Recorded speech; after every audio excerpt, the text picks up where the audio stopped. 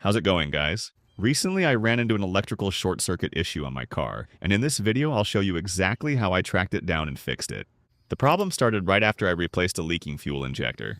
After I was finished with the repair, I wanted to test if everything is working well, but the car wouldn't start. At first, I thought the battery was dead. I charged it up and tried again. Nothing. Then I swapped in a different battery.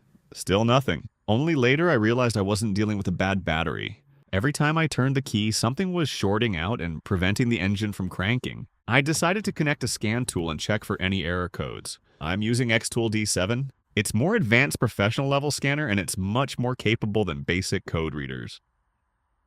Even though there wasn't a check engine light on the dashboard, the scanner was still able to pull several fault codes that pointed me in the right direction.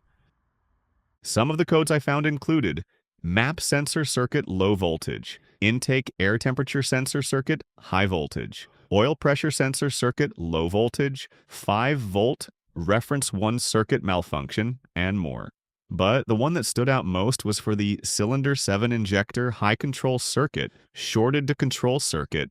The moment I saw that code, I had a pretty good idea of where to start looking. Since I had just replaced the fuel injectors, it made sense to inspect the injector wiring and connectors around cylinder 7 first. So I had to take everything apart again to gain access to the fuel injector wiring harness.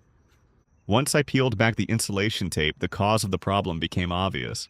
These wires run across the top of the engine, exposed to years of heat cycles. Over time, the plastic insulation became brittle and started to break down. While I was moving the wiring during the injector replacement, some of that aged insulation cracked and fell off, exposing the bare wires underneath. As a result, the wires were able to make contact with each other, creating a short circuit every time I tried to start the engine.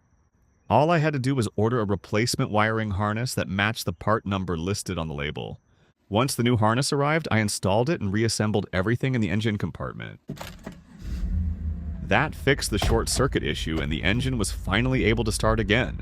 However, I discovered that the engine oil pressure sensor got damaged from the short and it needed to be replaced. I covered the complete diagnosis and replacement process in a separate video, and if you're interested, make sure to watch that one next.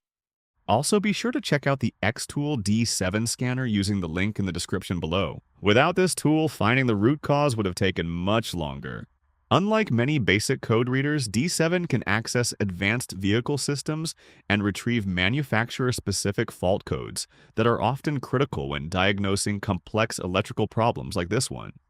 If you enjoy working on your own cars and want to take your diagnostic skills to the next level, it can be a worthwhile investment. In many cases, it can pay for itself after just a few successful repairs, and avoiding unnecessary parts replacements, diagnostic fees, and costly trips to the repair shop.